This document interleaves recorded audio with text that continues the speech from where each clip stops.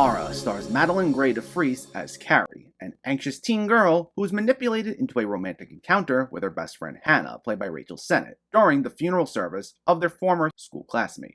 This is written by Jess Zeidman and directed by Olivia Peace, and it had a brief festival run in 2020 before finally getting a theatrical and VOD release in 2022. Now, if you're familiar with another film Rachel Sennott did from last year, Shiva Baby, which also had a festival release at the same time as this, then you might find yourself drawing comparisons between the two, with them both being queer coming-of-age stories taking place at a funeral service, with a general sense of claustrophobia and dark comedy to both of them. Though I'd say the similarities ended there, as in terms of its general storyline and its overall aesthetic, both films take considerably different routes. While Shiva Baby is an exploration of romantic relationships on top of the clashing between generations, Tahara is more of a look at the conflicts between different social circles. Characters within this school, as expected, are divided up into various cliques, though are often shown flip-flopping on their feelings towards other characters if it meets their needs, often putting on acts or changing their behaviors at the drop of a dime if it suits them. We'll see various characters switch alliances, going from bullies to being buddy-buddy with several characters, or we might even see characters embellish their relationships with others, playing up a friendly acquaintance as being a dear friend. And we see Carrie try navigating her way through these cliques, all while very suddenly coming to terms with the fact that she has feelings for the very flaky Hannah, the latter of whom often does just about anything in order to get what she wants, usually to some pretty funny results, even if you don't actually root for her. The film makes a very intriguing visual choice by showing most of the action through a very narrow aspect ratio, almost the size of a phone screen, only to widen things briefly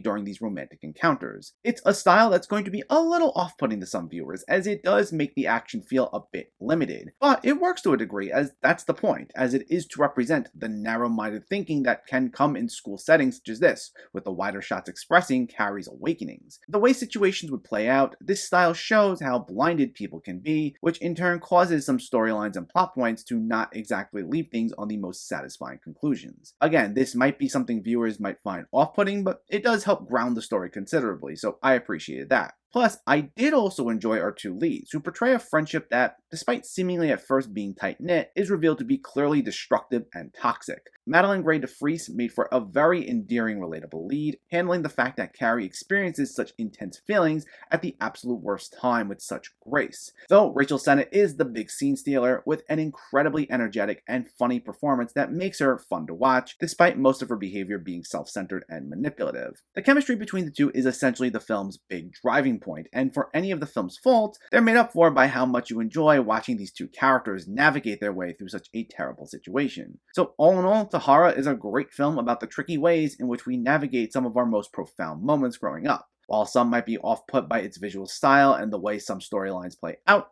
it's still a well-crafted, endearing film led by two incredibly talented leads that makes for one of the year's biggest hidden gems. Tahara gets an 8 out of 10. So let me know, did you see Tahara, or are you planning to see it, and what were your thoughts? Is this one of your favorite Rachel Sennott movies? Did you like the visual style? Let me know in the comments below so we can discuss. Also, if you enjoyed this video, please give it a like and share it, and for more movie reviews and film discussion, please make sure to hit that subscribe button to stay updated. Thanks for watching, everyone, and keep having fun with film.